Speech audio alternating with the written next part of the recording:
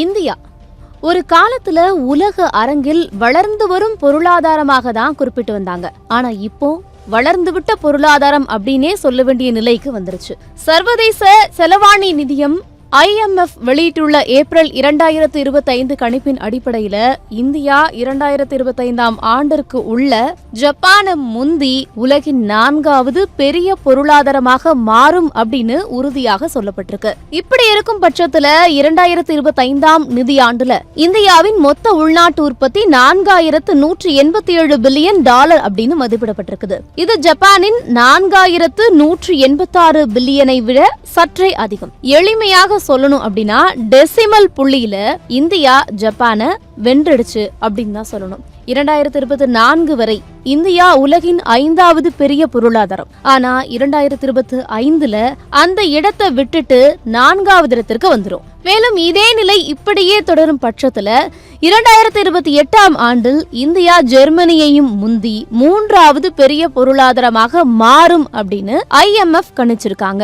2028ல இந்தியாவின் GDP 5584 billion டாலராக இருக்கும்னு எதிர்பார்க்கப்படுது. ஜெர்மனியின் GDP அதற்கும் குறைவாக 5251 பில்லியன் டாலராக இருக்குது. இதுல இன்னொரு முக்கியமான விஷயம் என்ன அப்படின்னா, இந்தியா 2027க்குள்ள 5 டிரில்லியன் பொருளாதாரமாக மாறும். இதுவே பல ஆண்டுகளாக இந்திய அரசு வலியுறுத்தி வந்த கனவு இப்போ நிஜமா மாறுது. இந்தியாவினுடைய வளர்ச்சி விகிதம் 2025ல 6.2% அப்படின்னு கணிக்கப்பட்டிருக்குது. இது ஜனவரி மாத கணிப்புல கூறப்பட்ட 6.5% விட குறைவு. ஆனா இது ஏற்கத்தக்க மட்டத்துல நிலைத்த வளர்ச்சி என்றே சொல்லப்படுது. குறிப்பா கிராமப்புறங்கள்ல தனியார் நுகர்வு வளர்ந்திருப்பதும் அந்த வளர்ச்சிக்கு ஊக்கமளிக்குது. இப்படியான சூழல்ல வர்த்தக பதட்டங்கள் மற்றும் உலகளாவிய நிச்சயமற்ற தன்மைகள் சில சவால்களை ஏற்படுத்தினாலும் இந்தியாவின் பொருளாதார பாதை சீராகவே செல்லுது. முக்கியமா இந்தியாவை தவிர அமெரிக்கா மற்றும் சீனா தான் உலகின் முதல்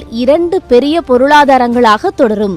அந்த நிலைமை இந்த தசாப்தங்களுக்கெல்லாம் மாற வாய்ப்பே இல்லைன்னு IMF சொல்லுது. கடந்த 80 ஆண்டுகளாக நிலவி வந்த உலகளாவிய பொருளாதார அமைப்பு இப்போது மீட்டமைக்கப்படுவதும் ஒரு புதிய சகாப்தத்திற்கு உலகம் செல்ல தயாராக இருப்பதும் இந்த அறிக்கையின் மூலமா வெளிப்படுது.